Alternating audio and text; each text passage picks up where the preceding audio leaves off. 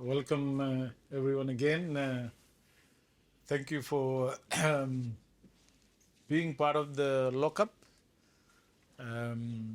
We're very pleased as a government that we are very clear, open, transparent about our budget process, our budget delivery, our articulation of policies generally to all the stakeholders. And as I said in my my speech this morning, that we benefited greatly from the participation of all stakeholders, those who wrote to us, those who came to see us during budget consultations, and we benefited from their very candid, strong views on certain policies.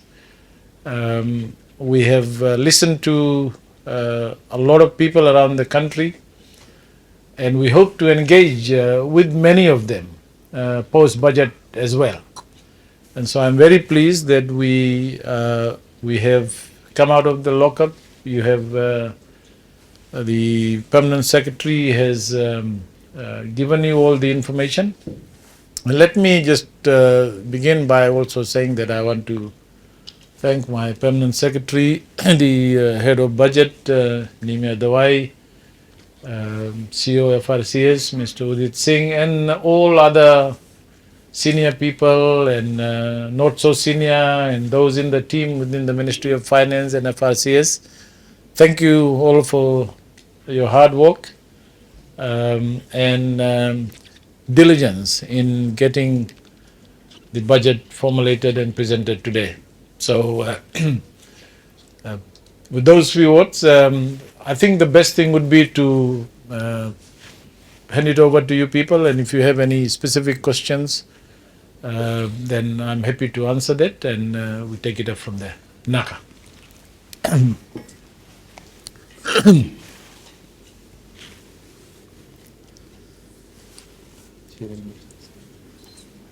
Shireen, Thank you very much, Deputy Prime Minister, and congratulations for delivering the next budget allocations for the country. Debt still remains high at 11.7 billion. What specific debt reduction strategies will the government implement over the next 12 months? yeah. So if you look at carefully what I said in my speech, that this is an expansionary budget. We have taken a very deliberate stance in raising our expenditure, which means a slightly bigger deficit. That also means that our nominal debt is 11.7 billion.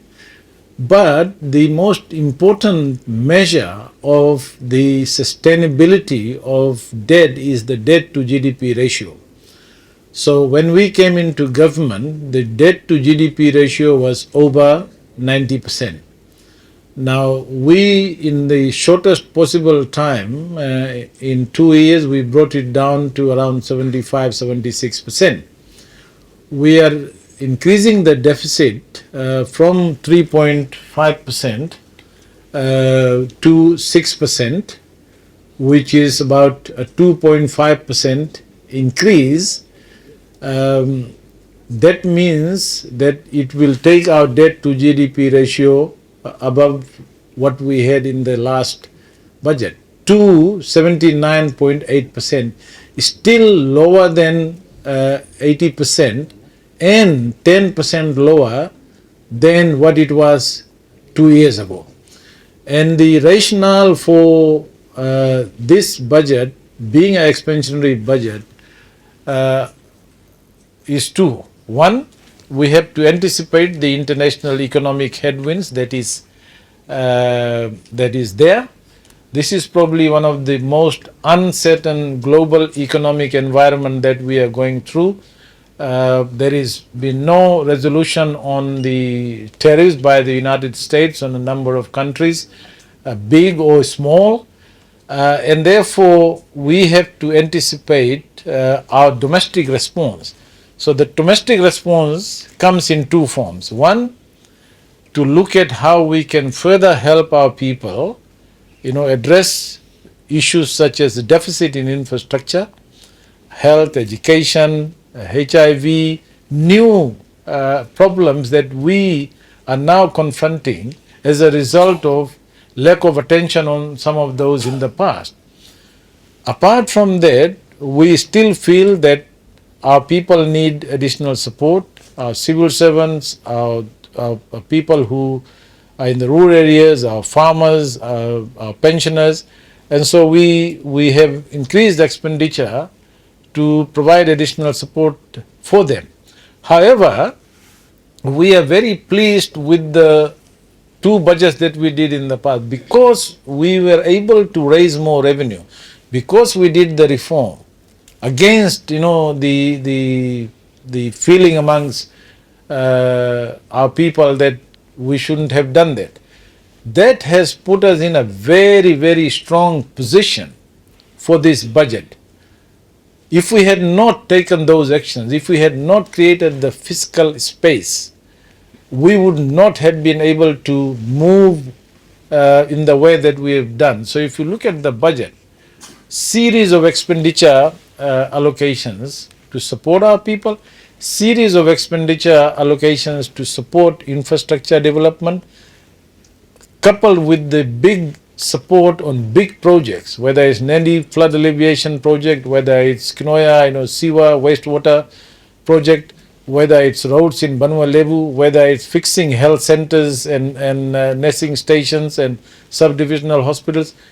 All of these have been provided good budget allocations. Now, the third reason why we feel very confident about raising the deficit in this budget, to address the impending, global economic headwinds, but we're also very pleased and we're confident that our GDP is going to grow further. Because if you look at the confidence we've built, as I said, we're looking at about $5.8 billion worth of investment projects. So, as I said in my speech, a lot of them are being undertaken. Some have been completed.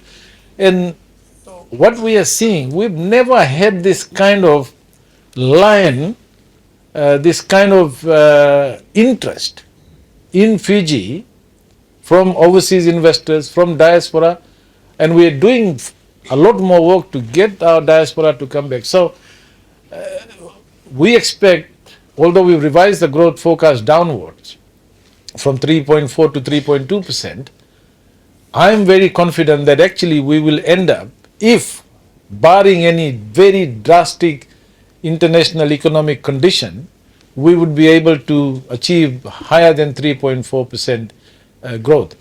There are many other good news that we have seen. When we reformed the tax, when we moved from 3 rates of VAT, 0, 9 and 15 to just 2 rates, 0 and 15, we're able to raise a lot of revenue. But we also gave a lot more to our people. That time, in 2023, the inflation rate was 5.1%. Good news, today the governor of the Reserve Bank issued this morning a statement. And this is, an independent assessment. The inflation rate for 2024, annual inflation rate for 2024 is 1.4% compared to 5.1% in 2023. May figure shows 0.1%. So actually, we have good news in the economy.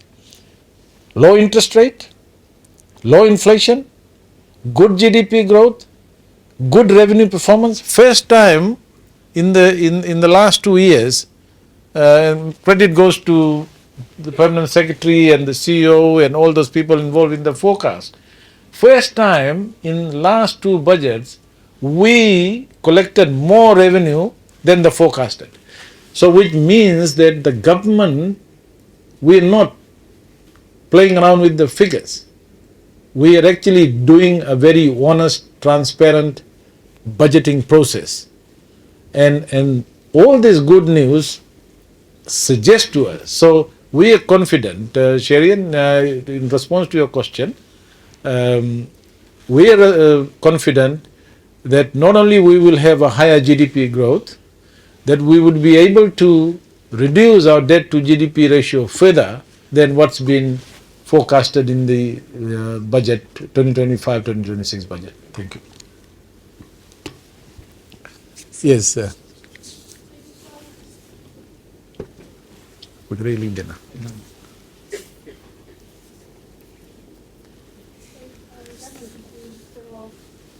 Yeah, go ahead. Government's reduced the VAT rate from 15% to 12.5. Yeah. How does government, given all those other allowances, the increases across the board, how does government intend to cover the shortfall and be able to pay for all those increases? So, as I said earlier, two things.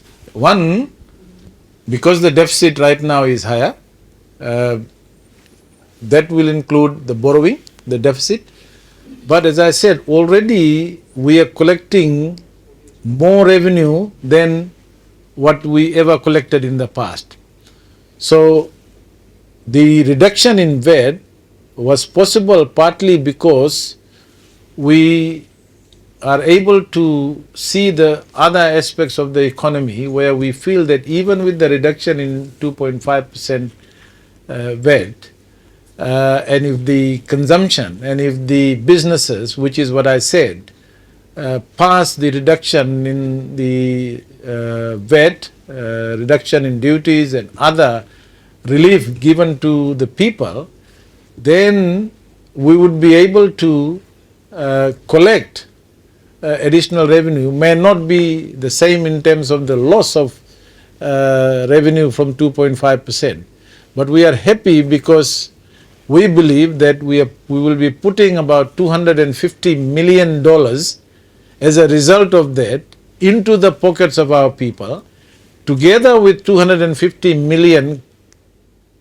from the reduction from the zero VAT on 22 items. So effectively, we are putting about $500 million back into the pockets of the people. And the multiplier effect of that would mean that the people will spend more, government would collect some VAT revenue back, but the other important thing that we feel that will get us more revenue, even with the reduced VAT rate, is if we increase our GDP growth.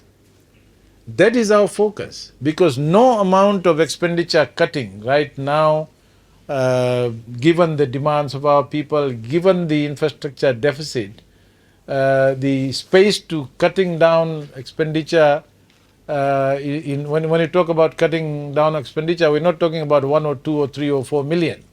This is what some people get it wrong. We are talking about hundreds of millions of dollars expenditure, billions of dollars of expenditure.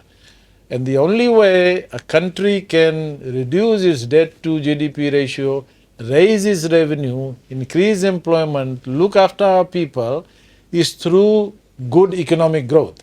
And that has been our big focus. As I announced, some of the reforms that we've done in terms of ease of doing business is actually inspiring, building confidence amongst the business community.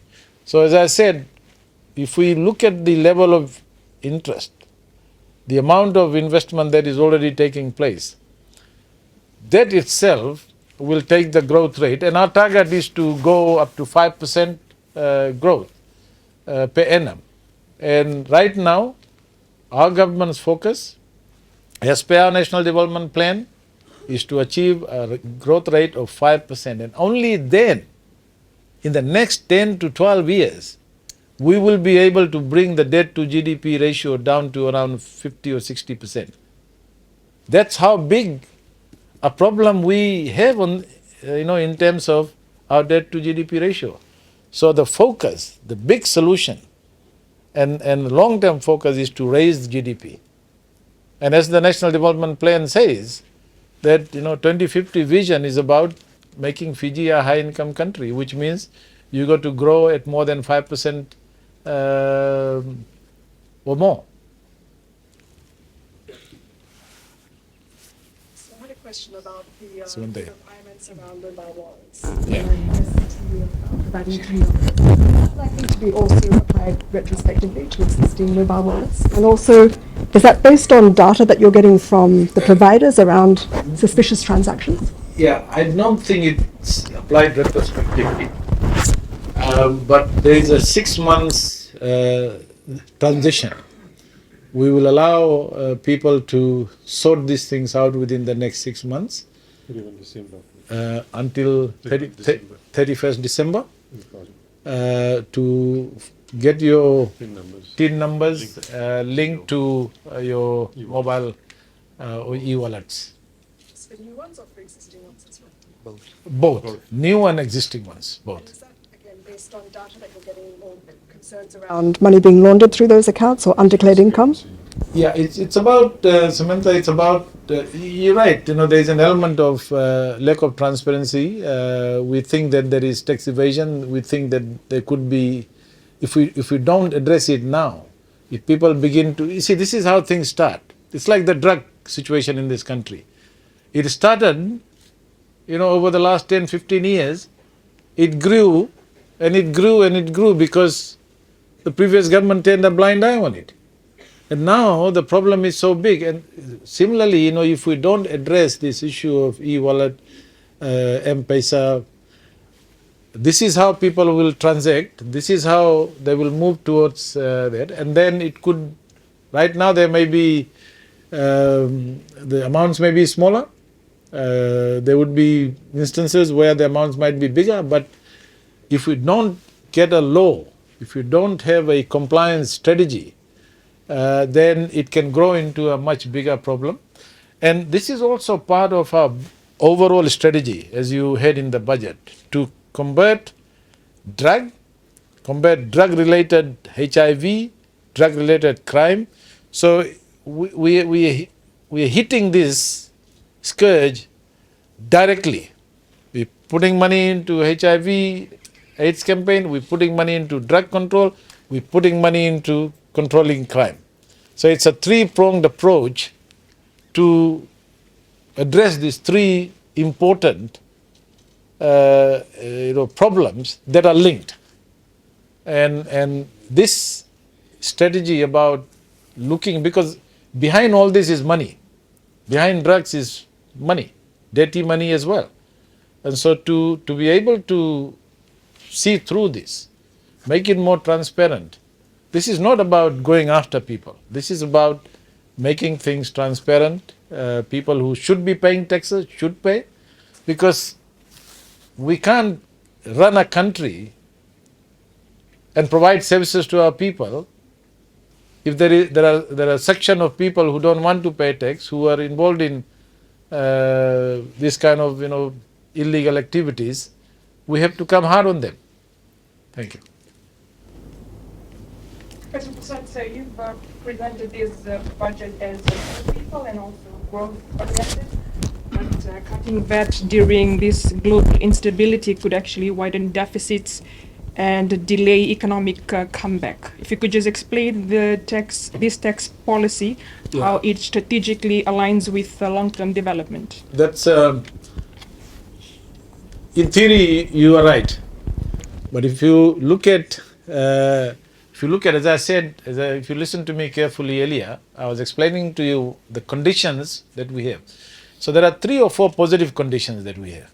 Good news. And some people in this country who are opposed to the government don't like good news. So the good news is we have a low interest rate regime. Good news is our inflation rates are coming down. Good news is that our confidence in the economy is very high. That's reflected in the level of investment that we are taking, that we are seeing.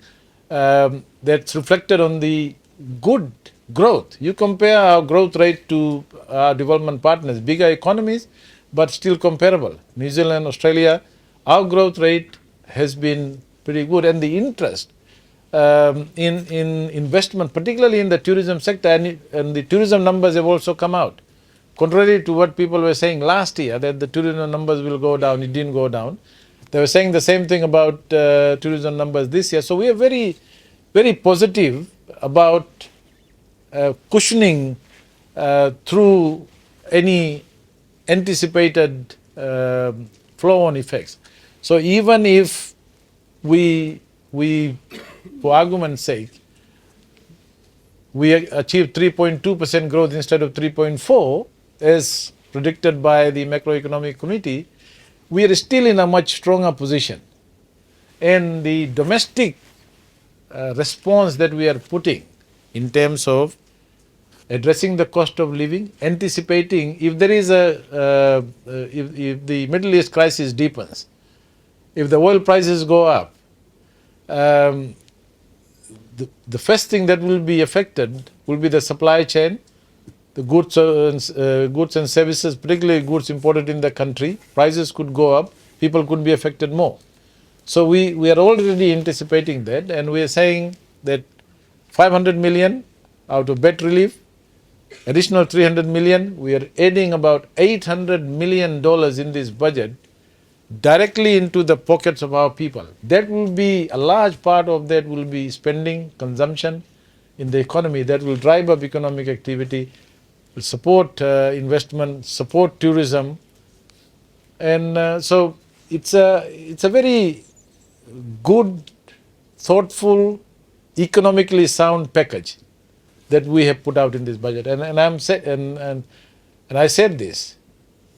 This would be a moment in history where this budget will be remembered in the future, that we did what we had to do right to counter not only what might happen globally and the impact it might have on Fiji, plus we are looking after our people, creating conditions for investment and growth in the economy. Yeah. Sure. You announced a 3% pay rise for all civil servants, but no changes to the minimum wage rate for everyone else. Why was that the case? Yeah. And Well, secondly, is this an attempt to buy votes from the largest workforce in Fiji? Well, Fiji Sun was one newspaper. For 10 years, they opposed any increase in minimum wages. They went to the extent of lying about what might be the impact of minimum wages. So it's very interesting and very good that Fiji Sun is now talking about increasing minimum wages. For 16 years, minimum wage was not the subject of the previous government. When we came into government, 1st of January, minimum wage went up to how much? $4, 2023. Last year, 1st of August, it went to what? $4.50. 1st of April this year, it went to $5. In 2.5 years, less than 2.5 years, we took the minimum wage to $5. And that is, and people are happy because the sectoral wages also went up. So it's, we started the minimum wage. I mean, your question about election, when we said our signature policy, as soon as we came into government on 24th of December 2022, first thing we did in January was to allocate $50 million out of the budget for back to school support. We were not thinking about the election at that time.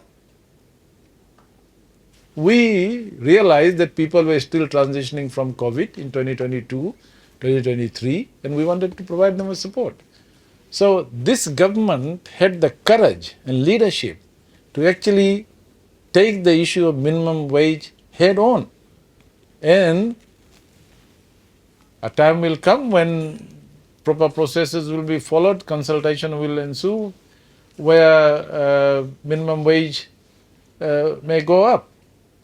But this has to be systematically, properly assessed and done, and that's what we did. We acted on a report by the consultants, and we knew that the minimum wage should be higher than what it was. So, yeah, please get that right. Thank you. So just a follow-up to question. Does this 3% increase mean that it will improve efficiency of service from civil servants? So you have to go back just a year ago. So a year ago on 1st of August, civil servants and wage earners, 1st of August 2024, received a pay rise somewhere between 7 to 20%. So 3% will be from August. Effectively, in a year, your civil servants are getting a salary rise of between 7. If you add the 3%, there will be 10. And if you add 3 to the 20, civil servants in a year would be, and salary wages would be receiving between 10 to 23% salary increase and wages increase. That's a significant, and we put $85 million into the pockets of the civil servants last year, and we're adding another $30 million, total of $115 million in 1 year into the pockets of our civil servants. We have brought tenure. We are restructuring, some of the other policies. The civil service is in a much stronger position in 2.5 years than it ever was, in terms of the salaries, in terms of the tenure, in terms of the retirement age. These are positive things that we've done. So my question was, improved services from civil service. Everybody wants civil servants to improve their services. Yes. Of course, yes. I mean, as I said, there will always be a mixed bag, right? In the civil service, we have a large civil service. When you have an organization of 42,000 people, you can do a simple normal curve. You'll have 10% who would be the star performers. You'll have 10% who will be very bad performers, and majority would be average, above average performers. And since we've come in, I think we're providing additional incentives for our civil servants, training. The Learning Institute is being set up. There will be further review by the Australian, with the support of the Australian government. We are further reviewing the civil service, and all that is to improve service delivery. And we are saying this very loudly from government, from a political point of view, that civil servants are very, very important people. They are the permanent people. Politicians are not permanent, and they do the job. And I can say, I have a fantastic group of people within the Ministry of Finance, those that have been there before, those that have joined us, and I think they're one of the most efficient civil servants that I've experienced. And so, answer to your question is yes. Civil servants are trying very hard. Some are working in very trying conditions. When I went to Kandavu, I was shocked at the stage of the staff quarters, facilities. And we want to improve that. So if you look at some of the allocations in the budget, maintenance and all that, we are doing that. So we see no changes in the allocation for Ministry of Youth and Sports, considering we have upcoming Rugby World Cup competitions and coming other completions in minor sports. Could you just elaborate a little bit more on that? There is funding for Rugby World Cup and all that. It may not be within the Ministry of Youth and Sport, but the funding is there in the budget. It's probably in the head 50. There is funding.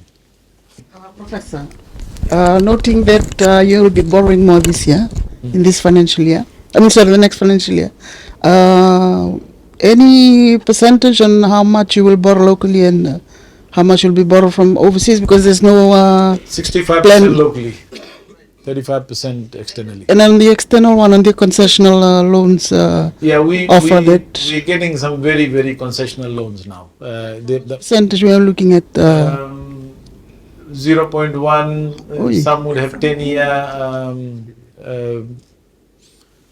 grace period, before the loan starts. We've got really good financiers, and there are a number of multilateral players now in this system.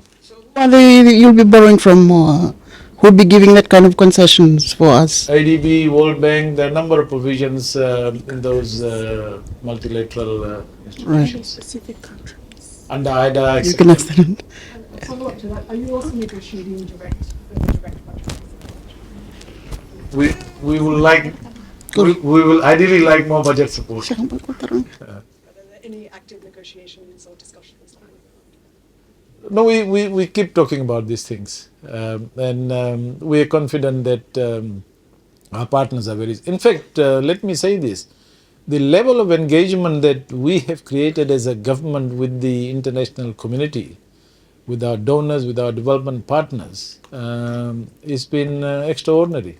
It's phenomenal, and I think Fiji's position in the Pacific, Fiji's strategy to undertake some of the reforms. In 2.5 years, we've undertaken some major economic policy reforms, which not only supports our own strategies to grow, but also it sends a very clear signal to the international community, our development partners, that we mean business, and that we have a plan, we have a path, we have a very clear vision of what we want to do in the next 5 years, 10 years, 20 years.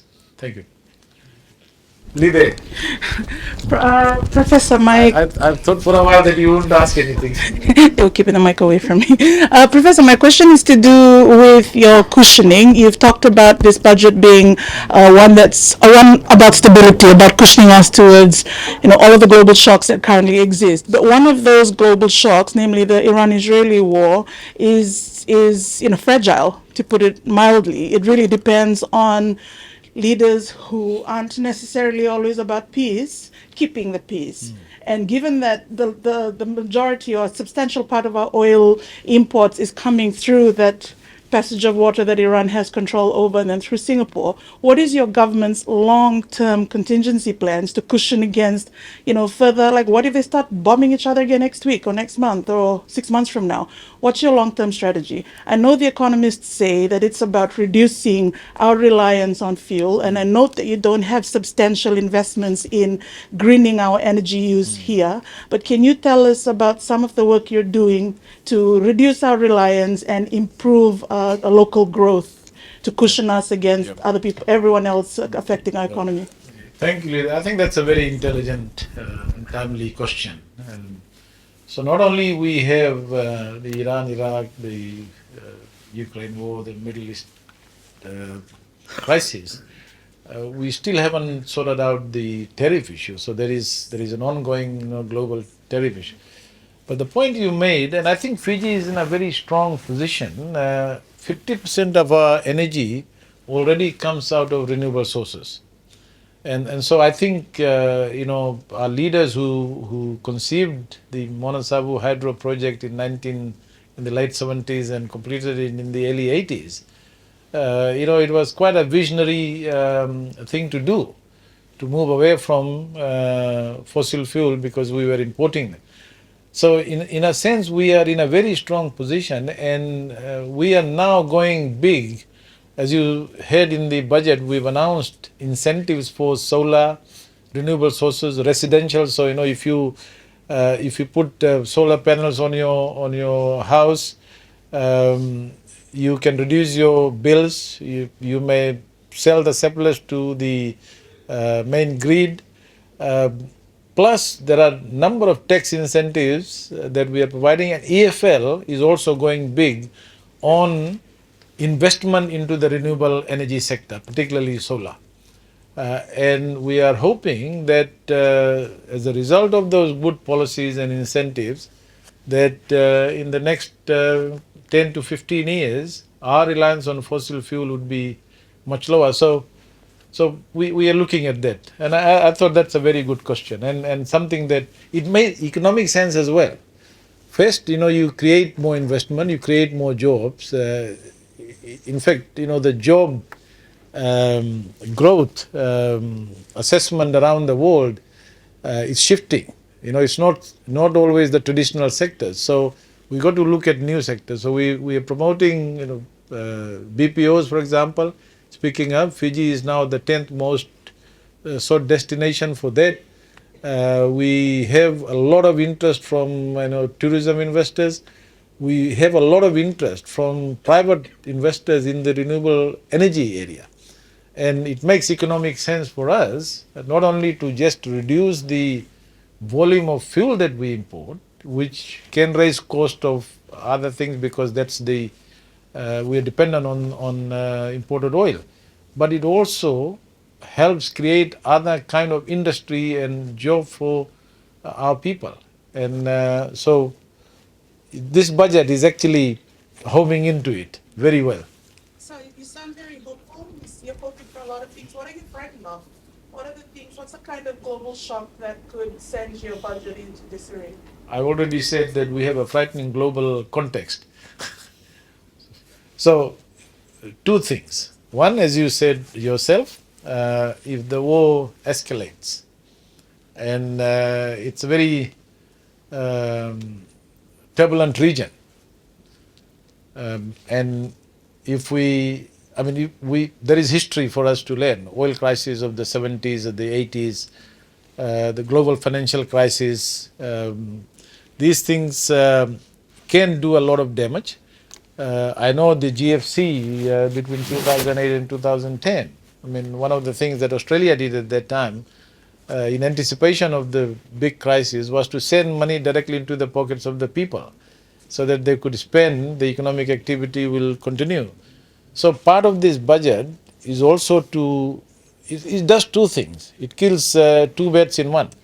It addresses any big shock that we might get from the global economic slowdown through the various transmission mechanisms of slowdown on tourist numbers, remittances.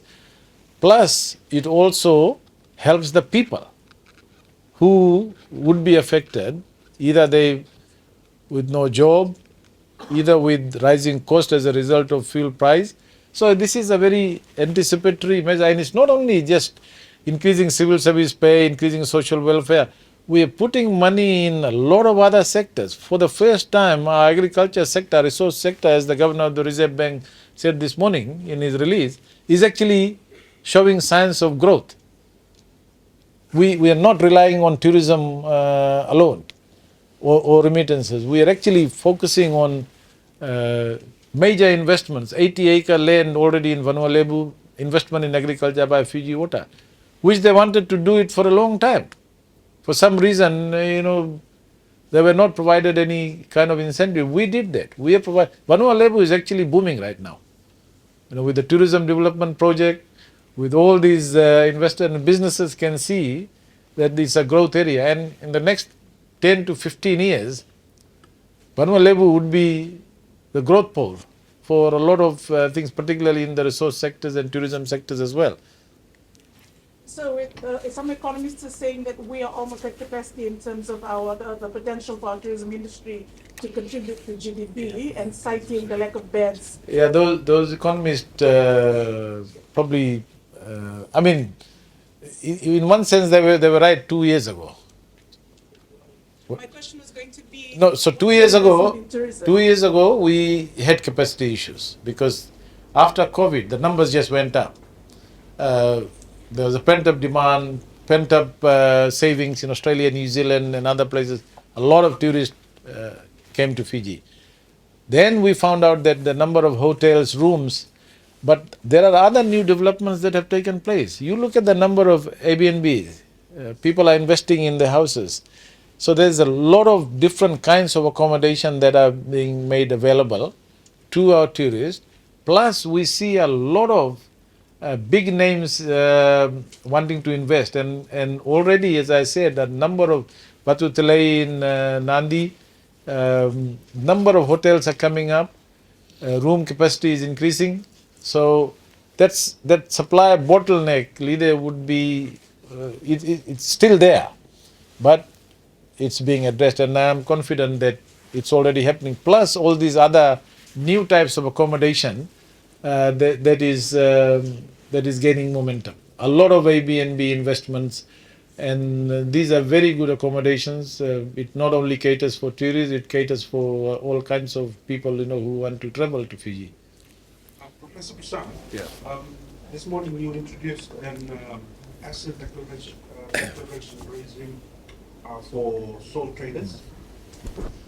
What are you hoping to achieve in this new compliance, and how will you enforce that? Yeah. And are there capacities and safeguards in place to ensure that these measures are not misused or unfairly targeted on sole traders? Yeah, so it's two things. It's about saying, okay, if you can pay tax, you pay. But it's also about comparing assets and income.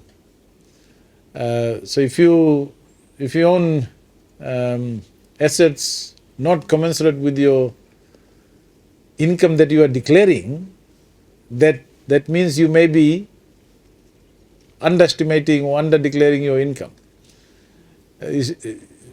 FRCS is a very confidential organization. They don't release information, willy-nilly. So there will be safeguards. There will be proper, law. We're changing the act where people will be required to do that. It is part of overall compliance that we are adopting as a government to ensure that we collect the right amount of tax and from the people who can afford to pay tax. Still on the tax issue. I noticed that the government has introduced a new tax for gold mining, like 3% export tax. Is it new tax or? There was always tax on gold, but this is like when you export gold wars. Promote value addition. For gold concentrates, gold and silver concentrates. Yeah. And to encourage the value adding locally. Yeah? Yeah. But what value adding can we do with that before we export? When you make gold, Jewelry is not. you don't send the ores. You make gold out of the ores. Concentrate is there. We don't have that capacity yet, Yeah. do we? I mean, Guatemala doesn't have that capacity. Yes. So this is so at the moment there's a 3% duty on gold exports. We are expanding that to cover all concentrates. So this is, in the simple language, if we are trying to export the soil that has gold content. So that will attract 3% duty because we want to encourage gold production in PG. Value addition. Yeah. So, just in that context, this is a business decision whether you make your gold bars here or you go and make it overseas. So, what the gold mine decides to take some of their ore overseas because the extraction rates are better.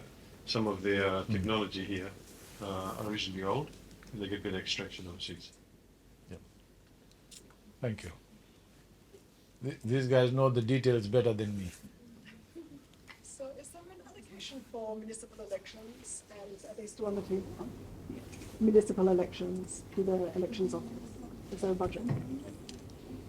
The government's commitment is there to hold elections.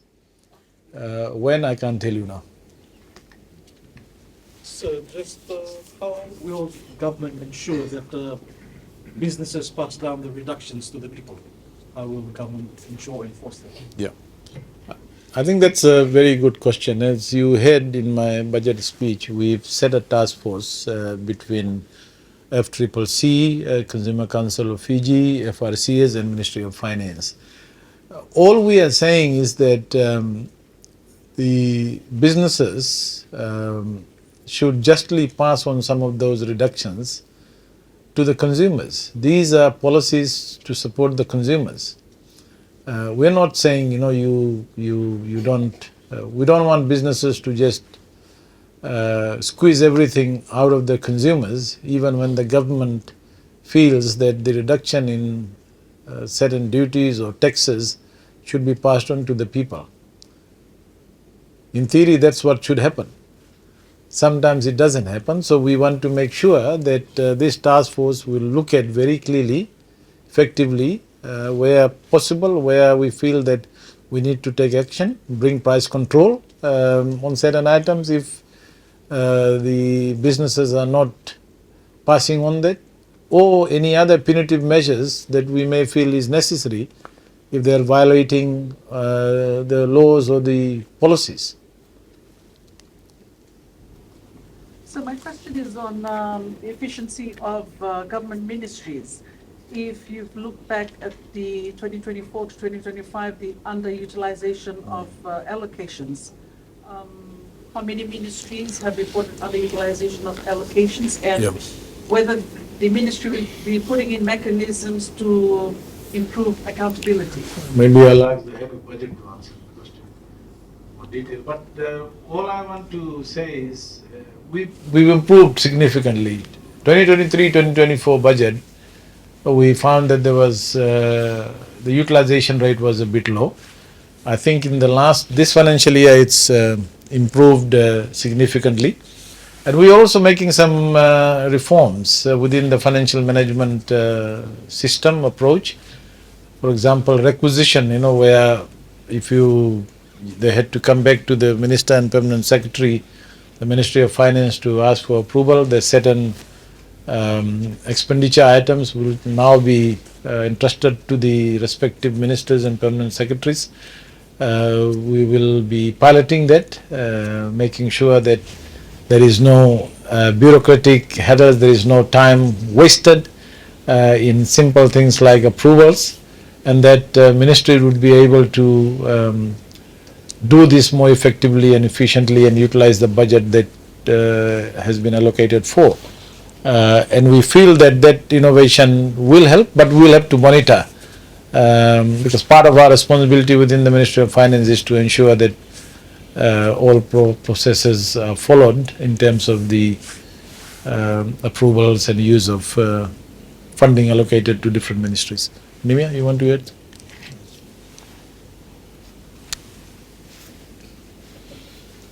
Yes, thank you, Honorable Deputy Prime Minister. As he mentioned in his speech, we're removing hours to basically reduce some bureaucracy and red tape around access to funds. And this frees up the time for the Minister of Finance to increase monitoring and roll out trainings to permanent secretaries who will now have increased flexibility over their funds. But trainings on compliance to all financial laws and regulations will be ramped up for all ministries and departments. So we believe that will rapidly increase the implementation rates, and also working with them in terms of preparedness of projects before it's rolled out and incorporated into the budgets. Thanks. So just on the increase of police officers by 1,000, will this mean more foot patrol on the ground? Also, like the incident that happened just last week? More foot patrols, more visibility, more police officers around the country. And as I said, with this addition of 1,000 police officers, our police officers per people, one police officer would be about 137 people. It'd be more than 700 per 100,000. The international standard is about 300. So we would be like double the international standard, and I know that the Commissioner of Police is very determined. In fact, there's been a big difference in the way crime rate is now being tackled, and we hope that this is a major investment, a major decision by government. We are putting in about $40 million additional funding, 19 million of which would be provided in this budget, plus the vacant positions. We are looking at adding 700 to 800 police officers immediately into the system, and we are confident that police visibility, police presence, and that will follow the reduction in the crime. Also, could you please elaborate on the removal of the restriction of fundraising in schools? Very obvious, good question. But you see, what happened was the whole relationship. 97-98% of the schools in this country are owned and managed, were built by religious organizations, communities. Now, all that participation of the parents and people, community was totally broken. They stopped everything. Parents stopped going to the school. Parents didn't even know who their child's teacher was. There was no responsibility from the community to be part of the school. And many of the good schools, good managers and presidents felt completely marginalized, isolated. They were treated like nobody, and you saw the breakdown. So we not only have provided the flexibility in the use of government funding. Some policies were made on the basis of 5% people misusing the system. If 5% of people, school managements are misusing the system, don't penalize 95% of them. You fix that 5%. So, and you change policies that has negative impact on the school environment, school. Part of the reason why school quarters, school infrastructure has deteriorated over the years is because communities were stopped from fundraising, from doing things on their own. The ministry had to, so everything was controlled. You look at it is this government that got the Australian government to do an audit of 80-something schools in Suvarnasori area. How many new schools have been built in the Suvarnasori area in the last 15, 16 years? How many new classrooms? How many wash facilities? So read the report. The media, that report is made public. Read that. And you will find, so what we are doing now is, apart from getting our development partners to build, we built, as I said in my speech, we built a large number of schools, renovated many of them. Many of them are falling apart. And we still have a lot more to do. And we want the communities, the school management to participate. That's why we are also giving 500,000 to the School Management Association. We want them to strengthen themselves, become more professional, get everybody together and raise. And a lot of parents are very happy about this. A lot of school managements will be very happy about the change in this policy. Because now, when we were growing up, school bazaar once a year or twice a year was something that everybody looked forward to. Parents, students, teachers, and there was this whole community which was engaged with the school. The parents knew what the children were doing, who the teachers were, what sort of problems they had. We've completely broken that down, and this will build it. I think it's a very good decision that we've made as a government. Yes, Prasad, so just my last one for me, in terms of debt reduction and how you stated in 250 million loss in revenue for the government. Just on the vital services that are being quietly trimmed or delayed to offset this loss. I don't know why you're saying that. We are increasing the overall expenditure. If you look at, I think you had to follow the last two budgets as well. Look at the expenditure increase in some of the ministries that we did in the 2023 budget and 2024 budget. So some had a big increase from 2023 to 2024. Some had big increase from 2022 to 2023. So we've maintained some of those at the same level. So it's not about reducing expenditure or raising expenditure for some of these things that you are cutting expenditure in other areas. No. That's not how it works. So you got to follow what happened in 2023, 24, 25 budget and where we are. For example, Ministry of Youth OK Affairs, 25 million increase in 2023, 24 as opposed to what was there in 2022 and 2023 budget. So that budget has been maintained. Just one last question from me in terms of the tax for workers. For the apprentices, the FSAP and the private sector have been talking about the 1% FNU levy, how they've been opposing that government is creating the work. Yeah, that's something that we've already said that we will review. Yeah, and what about the new 400% tax on tax concession on wages for apprentices and all that? Does that is that government's way of offsetting? All those incentives have been renewed because we want to provide those incentives to the employers. So there's One last one. there's been a decrease in the allocation Okay, to the Syrian will be the last one. Ministry of Trade and Cooperatives and SMEs. Can you please explain the decrease, especially when government encourages entrepreneurship? Sorry, I was talking to peers. So there's a decrease in the allocation for the Ministry of Trade and Cooperatives. Can you please explain? Can you please explain this decrease, especially when the government is encouraging entrepreneurship? That's a good question. I'm glad you picked that up. But that reduction is just, see, when we came in, there was this huge backlog of rebate that the previous government, the 100%. 200 million. So there were $200 million due for filmmakers who had already done their job and gone. So we, every year in the last two budgets, we had to allocate to pay those arrears.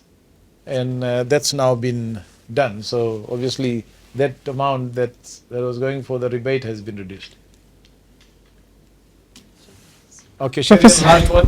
Then last question. In terms of your targeted allocations for Social challenges like drugs and HIV pandemic. I want to ask the question. We haven't thoroughly looked at the Ministry of Women allocations if the issue of gender-based violence was also considered in terms of targeted. Everything. There's a women's action plan against violence, which we launched and is being funded in various ways, in various allocations within the ministry. There is cabinet just approved the women's economic empowerment, action plan. So, you see, if you look at Sherry and some of the allocations, so for example, support to small medium enterprises. If you look at a number of ministries, so apart from, it starts from TELS, Ministry of Public Enterprise, Ministry of Trade and Cooperatives, Ministry of Agriculture, Ministry of Rural. So there is a number of programs in different ministries, all supporting the objective of promoting small medium enterprises. So the total for SMEs could be close to about, I don't know, almost $250 million across different ministries would be targeted towards supporting SMEs in different ways, apart from the tax concessions and the VAT exemption on certain threshold. So that's how the Ministry of, if you look at Ministry of Social Welfare, women's program is not entirely just focused within the Ministry of Women. For example, small medium enterprises. A lot of women would go to FDB has programs for women entrepreneurs.